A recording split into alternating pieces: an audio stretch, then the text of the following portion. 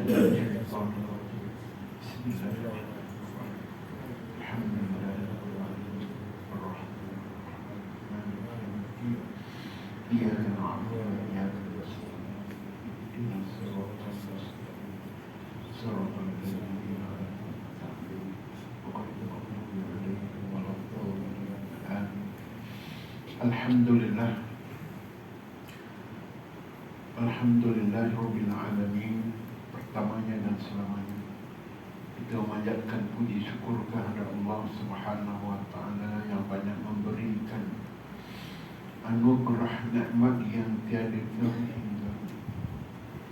Tidak lupa selawat dan salam ke atas junjungan besar Nabi kita Muhammad sallallahu alaihi wasallam. Puji syukur kepada Allah hingga saat ini kita masih lagi diberikan kekuatan iman dan Islam. Dengan iman dan Islam itulah kita boleh hadir malam ini menyambut seruan hayya 'alas solat. Mari menunaikan solat. Hayya 'alal falah, mari menuju kepada kejayaan.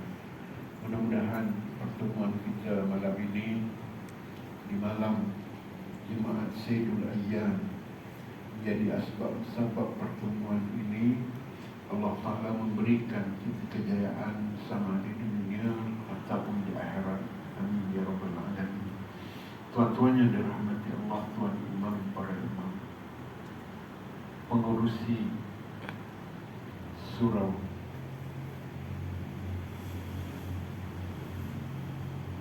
ahli jawatan kuasa, muslimin muslimat yang dirahmati Allah Subhanahu wa Ta'ala. Sekali lagi kita memanjatkan puji syukur kepada Allah kerana diberi kekuatan untuk hadir malam ini bersama-sama menunaikan solat maghrib, kemudian diberi kekuatan untuk duduk sehingga waktu isyak dalam majlis ilmu ataupun majlis zikir. Mudah-mudahan juga menjadi asbab duduk kita dalam majlis ilmu ini, hadir kita untuk solat berjemaah maghrib, isyak dan seterusnya. Mudah-mudahan kita termasuk dan tergolong orang-orang yang dipermudahkan hisabnya di akhirat nanti untuk menuju surga Allah, sebagaimana disebut oleh imam tadi dalam doa, Allahumma hasibna hisaban yasira. Ya Allah, permudahkanlah, hisablah kami dengan hisab yasira yang dipermudahkan, sebagaimana juga disebut oleh Al-Imam Ibn Hajar Al-Haytami di dalam kitab Irsyadul Ibad. Orang-orang yang memelihara solat, yang menjaga solat, ini termasuk dan tergolong daripada orang yang dipermudahkan hisabnya di akhirat nanti.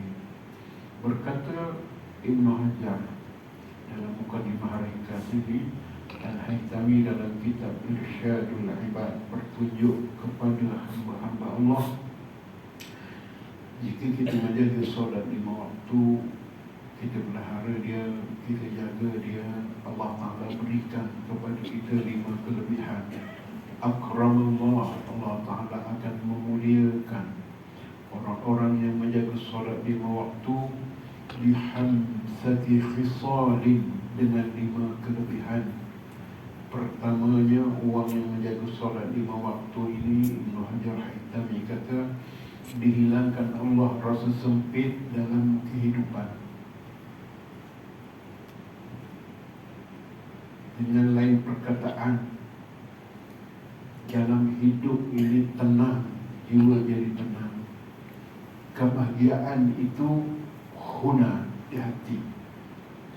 Kebahagiaan itu bukannya bergantung kepada harta yang banyak, kenderaan yang besar, pangkat yang besar, tapi kebahagiaan itu letaknya di dalam hati. Maka orang-orang yang ingin bahagia, ingin tenang, dia jagalah solat 5 waktu, Allah akan hilangkan rasa sempit dalam kehidupannya. Pikirannya lapang, pikirannya tenteram, pikirannya sentiasa tenang dan tidak mengeluh, sama ada ketika senang ataupun ketika susah. Manusia ini memang Allah Ta'ala sebut dalam Al-Quran,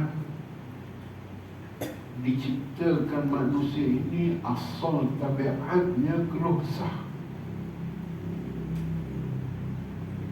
Bagaimana cara nak membuang keluh kesah ini supaya tenang? Salah satu daripadanya, obat yang paling ampuh untuk menghilangkan keluh kesah, kemurungan dan sebagainya, solat. Sebagaimana firman Allah Subhanahu wa taala dalam surah At-Taghabun ayat 19 sampai 25. Ba'da a'udzu billahi minasyaitonir rajim. Innal insana khuliqa halu'a. Sesungguhnya Allah Ta'ala kata, aku ciptakan manusia itu bertabiat keluh kesah. Itu asalnya. Idza massahu syarru zazu'an. Dan manusia ini Allah Ta'ala kata, apabila ditimpa akan kesusahan, bertambah-tambah lagi keluh kesahnya dengan rasa putus asanya. Idza massahul khairu manu'a. Dan manusia ini bila diberikan sedikit nikmat, manu'a, dia jadi kikir. Sifat manusia kikir, bakhil, kedekut. Illal musallin, melainkan orang yang menegakkan solat. Orang yang mendirikan solat, itu janji Allah Subhanahu wa ta'ala. Disambung lagi, alladzina hum ala solatihim daimun. Dan orang yang tenang itu tadi, orang yang menegakkan sembahyang tadi, mereka itu solat ala solatihim daimun, berterusan. Ia menjaga solatnya berterusan secara istiqamah. Walladzina bi amwalihim haqqun ma'lum. Dan orang yang solat tadi, dia faham di dalam hartanya itu ada hak, haqqun ma'lum, ada hak kepada orang-orang tertentu. Ayat terakhir, kepada siapa? Lisa'ilin wal mahrum, kepada orang miskin dan kepada orang meminta dan tiada meminta. Ini orang sembahyang ni tenang. Bila dia ada harta, dia asing terus. Bila ada harta yang lebih, terus dia asingkan. Al-malun malullah, harta ini hakikatnya hak Allah. Maka dia asingkan. Dia faham dalam harta aku ni ada 8 golongan asnaf yang memerlukan. Antaranya orang miskin, antaranya orang meminta dan dia minta. Tuan-tuan yang dirahmati Allah Subhanahu wa ta'ala, mudah-mudahan kehadiran kita, saya doakan tuan-tuan doakan saya, kita sentiasa menjaga solat 5 waktu dalam semua keadaan. Selagi akal fikiran masih ada, solatlah. Tak boleh berdiri, kita duduk. Duduklah. Duduk seperti tahiyat awal. Tak boleh duduk tahiyat awal, duduklah solat seperti tahiyat akhir. Tak boleh, duduklah bersila. Pilihan terakhir, duduklah kat kursi. Fatwa mu'asarah. Maka dah tak boleh semua, duduklah kat kursi. Baik tuan-tuan yang kedua, orang yang menjaga solat dibebaskan daripada seksa neraka. Masalakakum bis-saqar. Bertanya sahabat-sahabat yang mengenalinya di akhirat nanti, kenapa kamu masuk neraka sakar? Qalu lam nakun minal musallin. Kami kat dunia dulu mencuaikan solat, tidak menjaga solat. 3, diterima amalannya daripada tangan kanannya. 4, menyeberang sirat seperti kilat. 5, Ibn Hajar Haytami kata orang yang menjaga solat itu masuk ia ke dalam surga Allah dengan dipermudahkan hisabnya. Mudah-mudahan sekali lagi sama-sama kita doa kepada Allah, kita menjadi orang-orang yang menjaga solat. Doalah anak cucu kita menjadi orang-orang yang menjaga solat. Tuan-tuan yang dirahmati Allah Subhanahu wa ta'ala, cukup sekadar itu. Kita nak baca buku kita, masa panjang lagi, ada lagi 34 minit. Isyak kita pukul 8.31.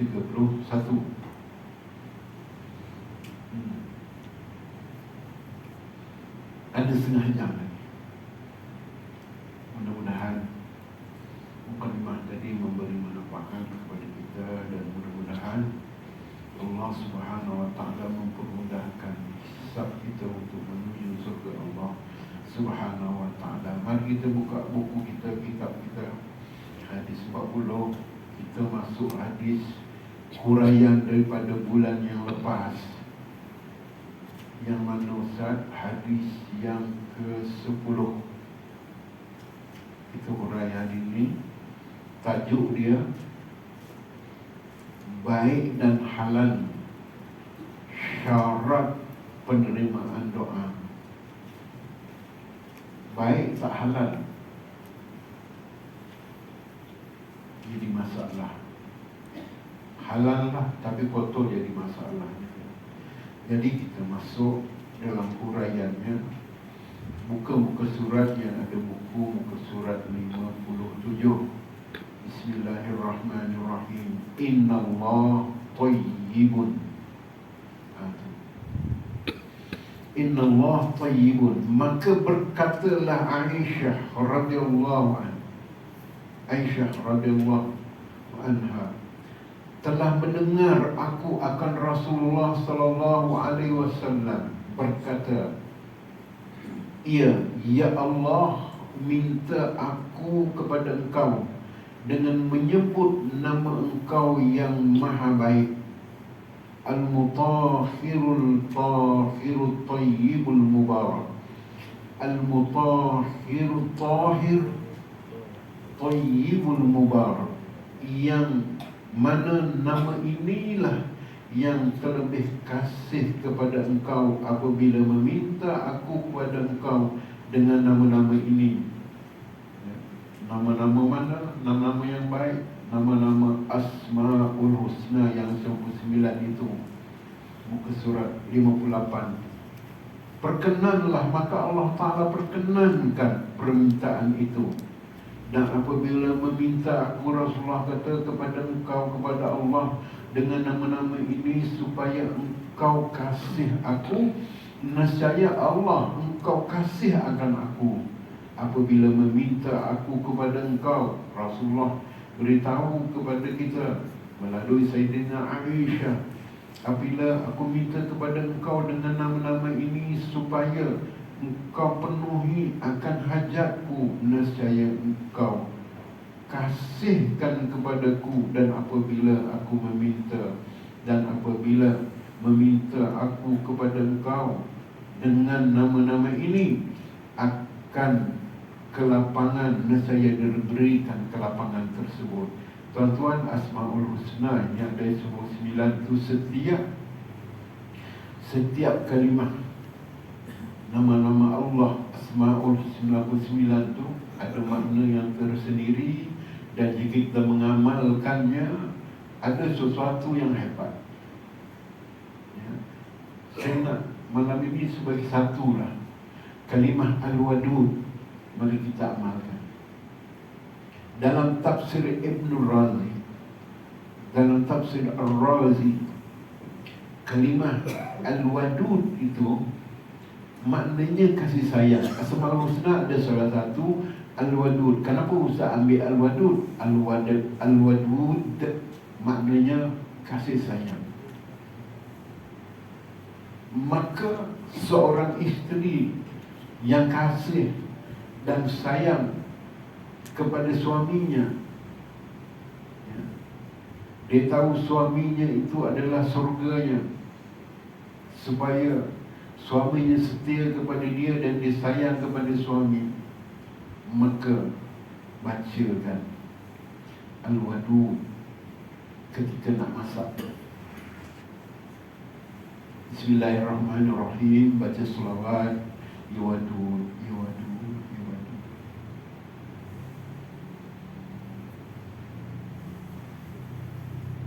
Itu pada isteri. Disebut juga kepada suami yang isterinya agak-agak nakal, yang isterinya agak-agak dah tak peduli, yang isterinya melihat di alam luar sana lebih handsome orang ni, suami orang ni daripada suami aku.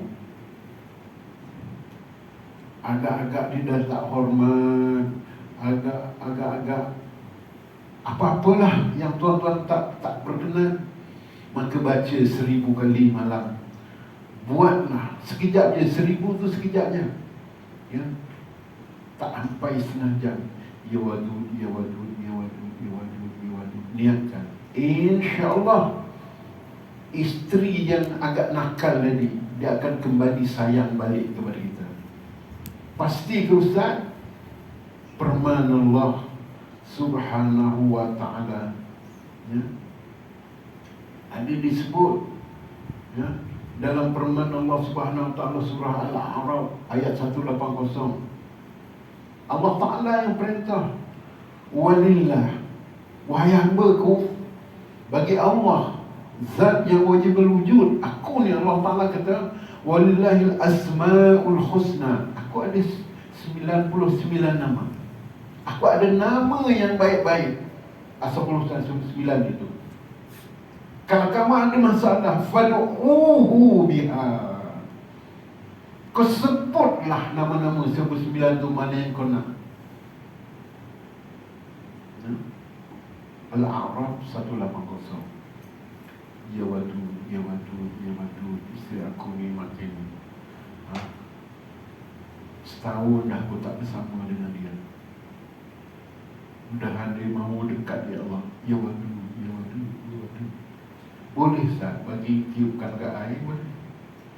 Bertawassul dengan ayat Allah, bagi dia minum. Kan situ orang dulu-dulu bagi air, bagi nasi kangkang. Dulu tu cerita benar tu, dulu tu biul suami daripada cerdik jadi biul. Tahu biul? Teruk pada bangah. Tinggal kita nak sambung. Ya Wadud, Ya Wadud, Ya Wadud. Boleh ke Ustaz? Saya dah baca dalil ni tadi. Fad'uhu, Pa'laman, kesebutlah nama aku. Baik, bulan depan pula kita ambil satu nama Allah lagi. Untuk apa Ustaz? Ini untuk kasih sayang, melemahkan isteri yang nak suami orang tadi supaya tak jadi. Contoh, ya, Ya Wadud, Ya Wadud, Ya Wadud.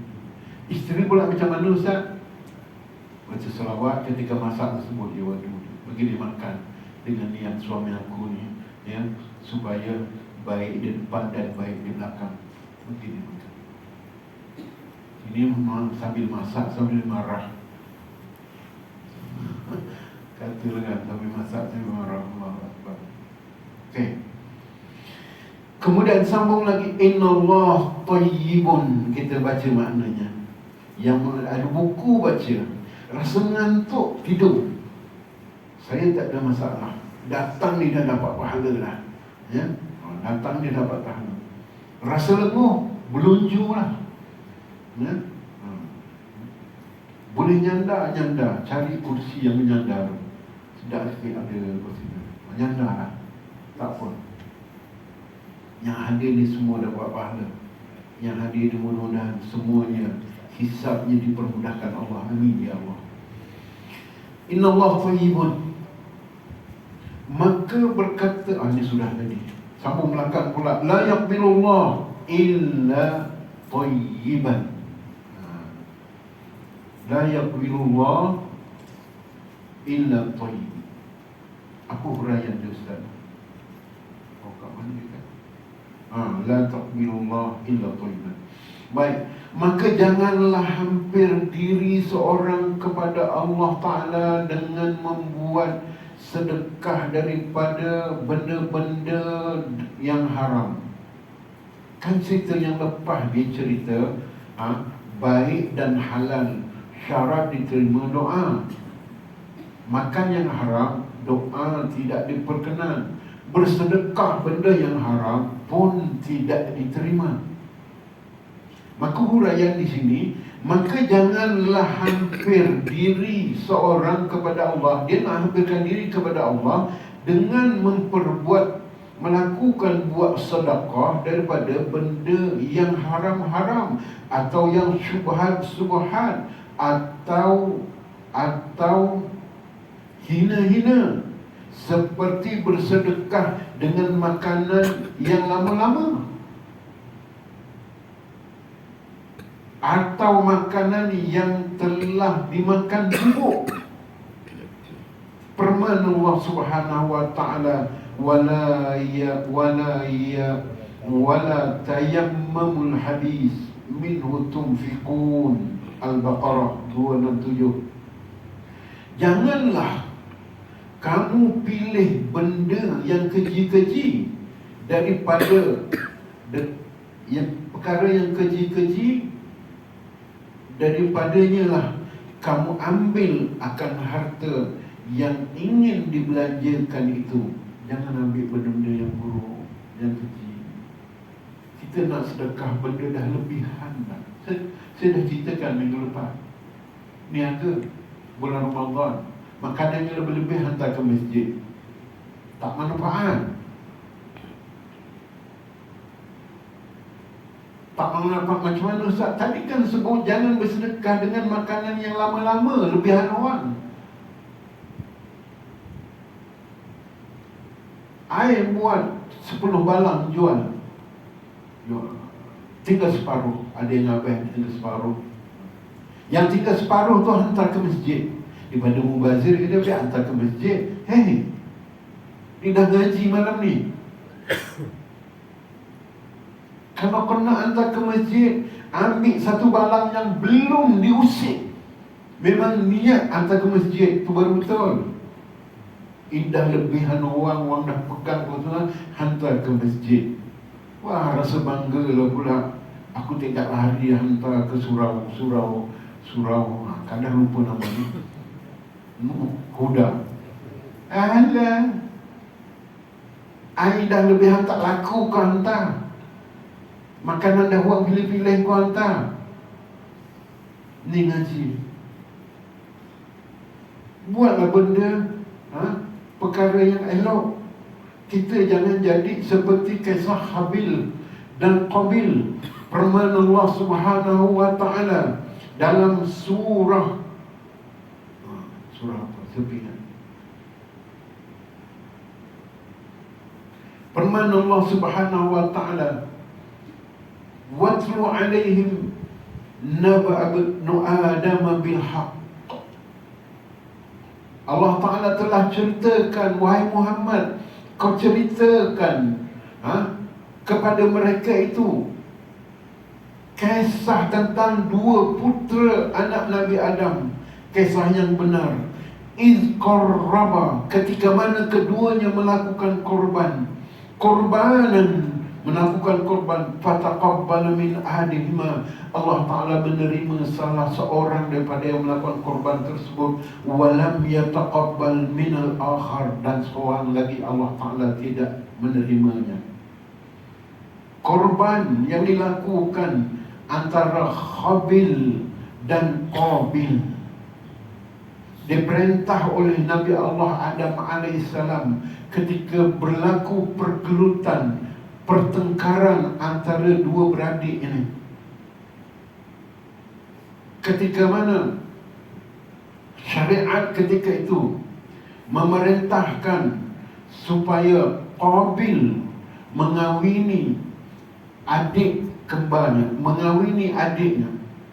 Sebab Nabi Allah Adam bila diberikan zuriat, lahir laki perempuan, laki perempuan, laki perempuan, yang dinamakan kembar. Maka Qabil lahir dengan kembarnya yang bernama Aqlimah. Habil lahir dengan kembarnya yang bernama Labuda. Aqlimah ini cantik sangat, bersih, berseri, cantik. Adapun kembar kepada Habil ini yang namanya Labuda ini agak kurang cantik, kurang menarik. Maka ketika nak dinikahkan, syariat ketika itu mestilah bersilang. Maka Qabil mesti ambil adik kepada Habil, kembarnya Habil. Habil ambil Aqlimah yang cantik tadi. Qabil tak terima. Maka dia berkata dekat Habil, ana ahaqqu biha wa anta ahaqqu bi akhika. Aku berhak, aku orang lebih berhak mengawini Aqlimah kerana dia adalah adikku. Dan kamu wahai Habil, engkau berhak mengawini adik kamu, saudara kamu sendiri. Maka syariat tidak boleh nikah adik beradik kembar. Maka syariat ketika itu disilang, tak setuju. Maka Nabi Allah Adam kata penyelesaiannya, kamu pergilah, buat korban untuk Allah Subhanahu wa ta'ala. Siapa yang korbannya diterima oleh Allah, dia akan mengawini Aqlimah. Maka dua-duanya pergi membuat korban. Qabil yang tidak diterima tadi, dia mengorbankan tanam-tanaman sebab dia adalah orang pertanian. Macam-macam ditanam, tapi yang dikorbankan dia benda tidak baik. Ni cerita tadi. Turun ayat ni, wala yatammamul habisa minhu tunfiqun. Maka diserah pada Allah yang busuk-busuk. Makanan yang busuk-busuk dia bagi banyak, tapi yang busuk yang dah korbankan. Adapun Habil, dia ahli peternakan. Maka dia mengorbankan peternakannya itu seekor kibas yang besar, yang cantik, yang paling besar, yang paling cantik. Maka dikorbankan kepada Allah. Akhirnya turun ayat, watlu alaihim naba ibni Adam bil haqq fataqabbala qurban ahadihima. Allah Ta'ala menerima korban salah seorang daripadanya. Allah Ta'ala menerima korbannya Habil, dan Allah Ta'ala menolak korbannya Qabil kena korban benda yang busuk-busuk, yang tak baik. Buat sedekah benda dah lebih hanuan, yang dah tak laku. Maka kalau nak sedekah benda yang baik, baik. Kisahnya panjang, kita pendekkan. Jadi tuan-tuan, kalau nak sedekah benda yang baik, jangan benda yang tak baik, buat yang baik. Tuan-tuan yang dirahmati Allah Subhanahu wa ta'ala, akhirnya Qabil bila dengar Allah, bila tahu Allah Ta'ala tidak menerima korbannya, hujung ayat tu, hujung ayat tu disebut la'aqtulannak, aku akan bunuh kau. Dia dah cakap tadi, aku ni lebih berhak daripada kamu, aku orang yang lebih berhak. Akhirnya dia kata, oleh kerana tak diterima korban aku akan bunuh kau. Bunuh diempak, ambil batu empak, maka matilah Qabil. Pembunuhan pertama berlaku atas muka bumi. Tumpahnya darah pertama berlaku di atas muka bumi. Berlakunya fitnah pertama di atas muka bumi disebabkan wanita, disebabkan perempuanlah. Maka berlaku pembunuhan. Pembunuhan pertama sebabnya apa? Bukan berebut harta, berebut perempuan.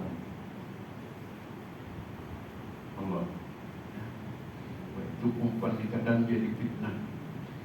Allah. Anak-anak kita yang perempuan doa cepat dapat jodoh. Kalau tak dapat tu janganlah dibuat benda-benda yang tak baik. Kalau lambat jodohnya, insya-Allah ada jodohnya, doa je lah. Ya, gitu. Dan kalau ada orang datang minang, terima.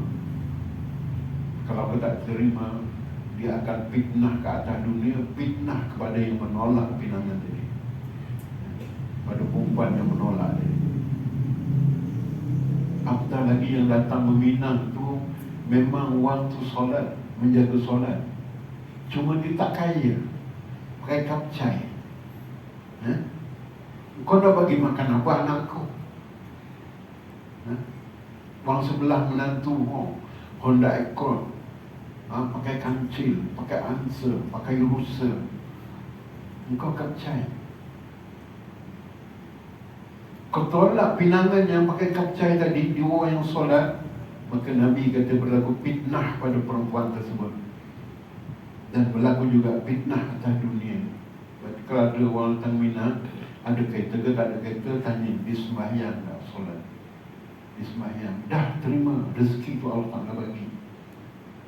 Baik, Ustaz nak cerita nikah ke kahwin, kita sambung balik. Dan itu ada kaitan. Tak apa ya Ji, sikit-sikit tak apa. Itu. Kita dulu menikah mana ada kenderaan kan Ji? Tak ada. Sekarang Haji rumah berapa punya besar. Rezeki Allah Ta'ala bagi rezeki. Ya, insyaAllah.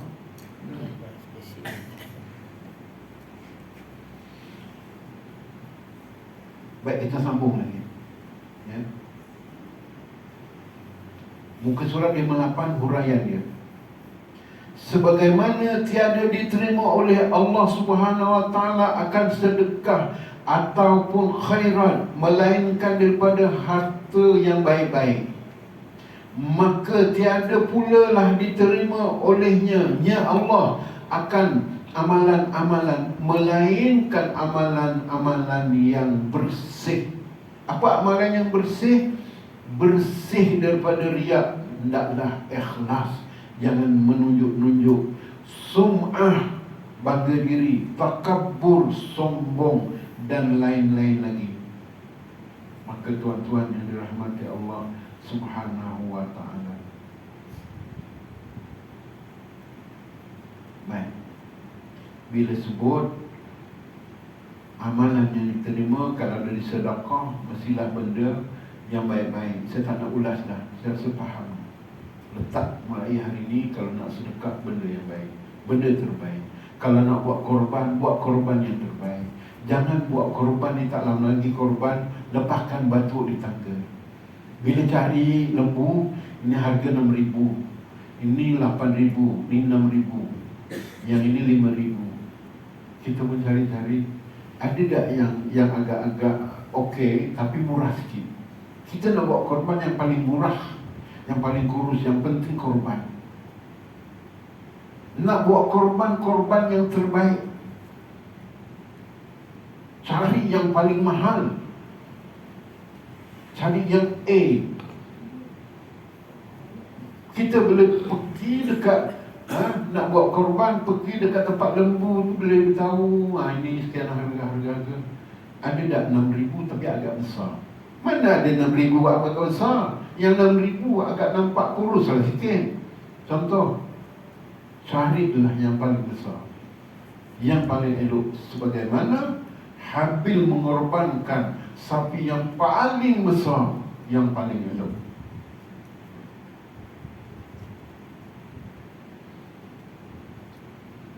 Ustaz, buat korban macam mana? Buatlah. Aku pesan, aku nak yang A+. Tolong carikan A+. Aku tak nak yang A, B, grade B. Aku tak nak, aku nak A++. Sepesan tu. Untuk tahun ni pun saya pesan juga kepada yang menguruskan lembu. Untuk tahun ni saya menyembelih di Kedah. Saya dah beritahu dah kat surau saya, menyembelih di Kedah, di Bali.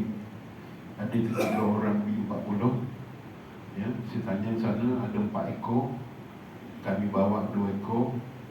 Kata Ustaz nak yang macam mana? Dia bagi grade power A+, A. Senang yang power yang A+.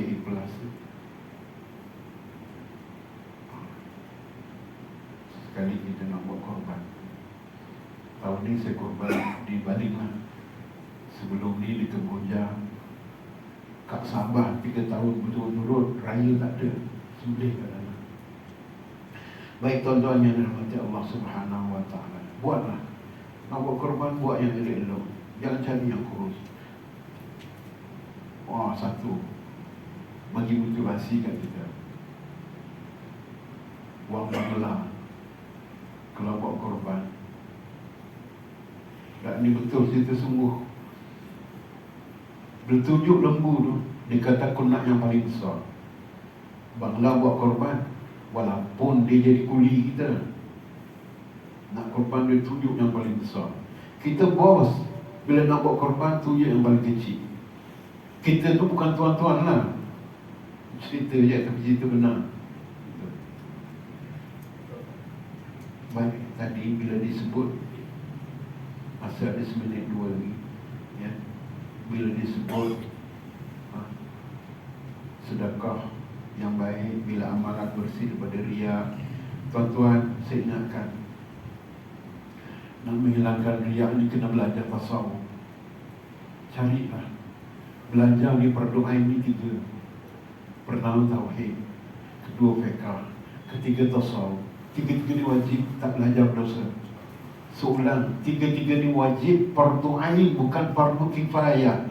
Tak belajar dosa. Kenapa belajar tauhid? Supaya kenal siapa yang kita sembah, yang kita sujud tu kepada siapa. Yang kita sujud tu ialah Allah yang Qul huwallahu ahad. Allah tu satu. Allah yang mewujud itu ketunggalan, bukan 2, bukan 3, bukan 4. Allah yang mewujud itu tidak boleh mujassimah, tidak boleh dijisimkan, tidak boleh tasbihkan dengan makhluk. Allah yang kita sembah itu Allah yang wajib wujud, yang wajib wujud dengan sifat-sifat kesempurnaan yang ada sifat 20 yang telah pun diambil daripada Al-Quran, yang dihurai, yang disusun oleh ulama Ahlussunnah wal Jamaah, oleh Asy'ariyah dan Al-Mu'tazilah. 2 ulama ini menyusun, maka kita kena belajar sifat 20 tu. Pertama, wujud Allah Ta'ala tu, Allah mewujudun bila makan. Satu kaedah dalam ilmu tauhid, Allah itu wujud, dia tidak mengambil tempat. Benda mengambil tempat itu adalah makhluk. Itu sebab ada ayat Allah, Inna Allah arsyistawa. Allah itu berada di atas aras. Kalau kita mensifatkan Allah itu berada di atas aras, ya, duduk di atas aras, bersemayam atas aras, duduk dan bersemayam itu sifat makhluk. Maka Allah Ta'ala ni mukhalafatu Ta'ala lil hawadis, bersalahan Allah Ta'ala dengan segala benda yang baharu. Satu kaedah dalam ilmu tauhid, man wassafa minal ma'anil basar fahuwa kufrun. Siapa yang mensifatkan Allah dengan satu sifat-sifat manusia, kufrun, maka dia kufur. Maka tak boleh nak mentasbihkan Allah sama seperti makhluk, nak menjisimkan Allah, yadullah fawqa aydihim, tangan Allah seperti tangan mereka. Kalau kita kata tangan, kalau tidak ditasbih, kalau tidak dihurai, nanti kita pun bertanya Allah tangan itu macam mana dan macam mana. Maka belajarlah supaya kenal kita siapa orang yang kita sembah. Ada belajar, ada masjid mana belajar tauhid, pergilah sebulan sekali. Kemudian fiqh tak pernah ramai orang ajar, kena tahu benda halal haramnya, benda sah batalnya, kena tahu. Tak apalah, bab fiqh ni semua orang insya-Allah banyak yang diajarkan fiqh. Azan dulu, lepas azan saya tutup.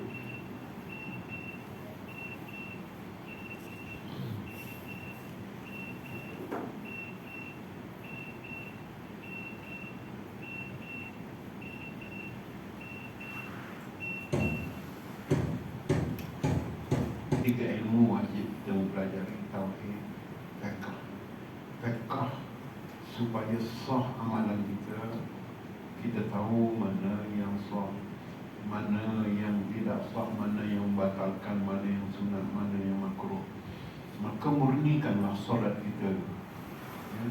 Jangan kita gunakan ilmu solat ini, ilmu yang kita telah belajar habis Darjah 6, ilmu yang kita belajar habis SPM, lepas tu kita tidak murnikan.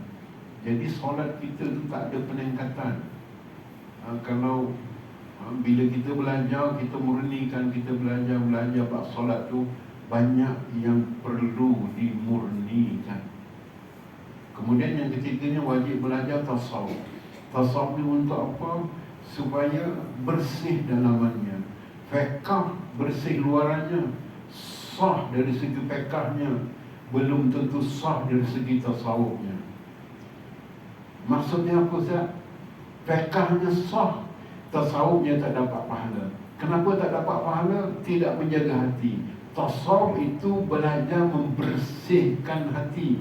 Zahirnya bersih, pakaian fiqhnya bersih, pakaian bersih, semua dah bersih, ya, sembahyangnya pun bagus, sah dari segi fiqh. Tiba-tiba tidak menjaga hati, sifat-sifat mahmudah, tidak dijaga sifat-sifat yang baik, maka masuklah sifat-sifat mazmumah, sifat-sifat yang kotor tadi. Akhirnya sembahyang tadi datang riak. Bila datang riak, solat tu sah, tapi menjadi sia-sia. Kadang-kadang dapat pahala dan kadang-kadang, ya, tengok keadaannya, kadang-kadang tidak diberi pahala oleh Allah Subhanahu wa ta'ala. Disebabkan apa? Disebabkan riak. Kita tidak menjaga akan hati kita, ya. Tuan-tuan yang dirahmati Allah Subhanahu wa ta'ala. Sebab itu, ya, Imam Ghazali kata, orang beramal itu binasa kecuali dia ada ilmu. Imam Ghazali sebutkan, orang beramal itu binasa kecuali bil ilmi, melainkan dengan dia mendahulukan ilmu. Dan orang berilmu itu juga binasa kecuali ikhlas. Orang berilmu juga binasa amalannya kecuali ikhlas. Dan orang ikhlas itu juga binasa kecuali dia dapat mempertahankan keikhlasannya sehingga akhir hayatnya. Maka selamatlah dia. Kerana orang ikhlas ini, ya, pahala ikhlas itu boleh jadi hilang pahala tersebut kalau dia tidak mempertahankannya. Keikhlasan hilang disebabkan dua perkara. Pertama, dia mengungkit-ungkit amal dia. Kedua, dia merasa menyesal, nadamah dengan apa amalan yang dilakukannya.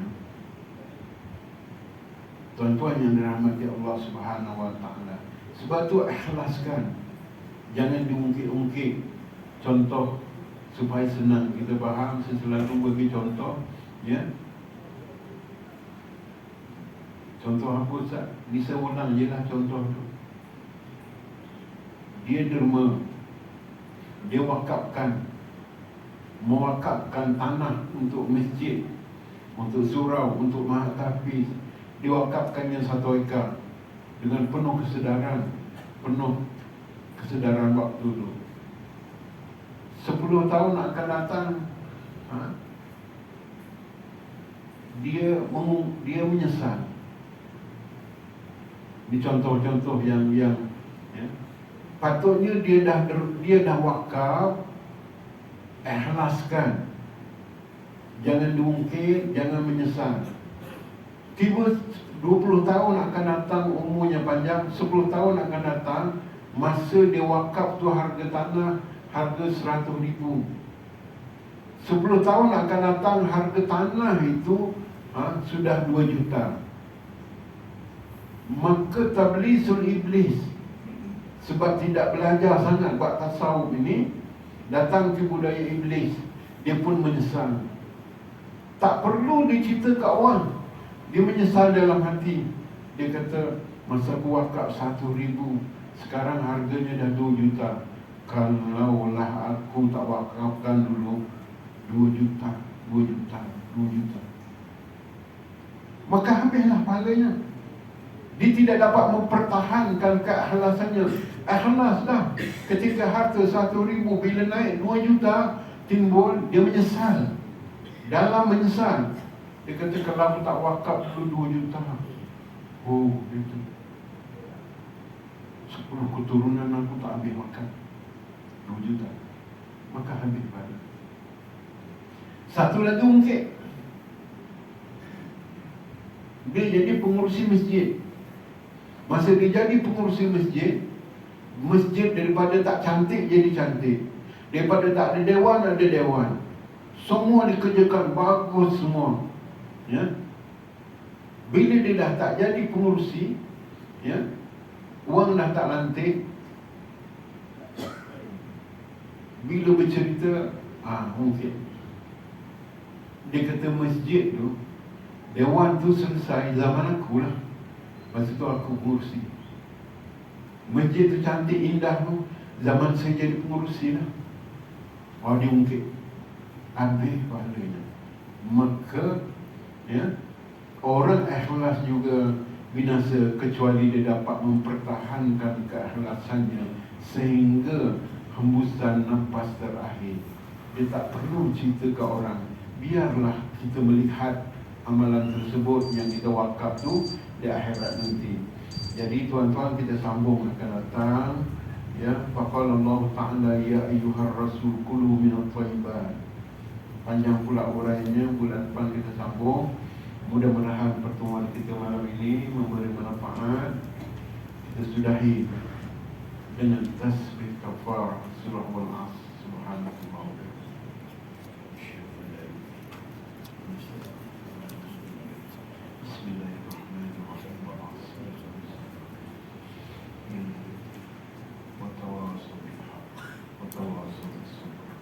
Assalamualaikum warahmatullahi wabarakatuh.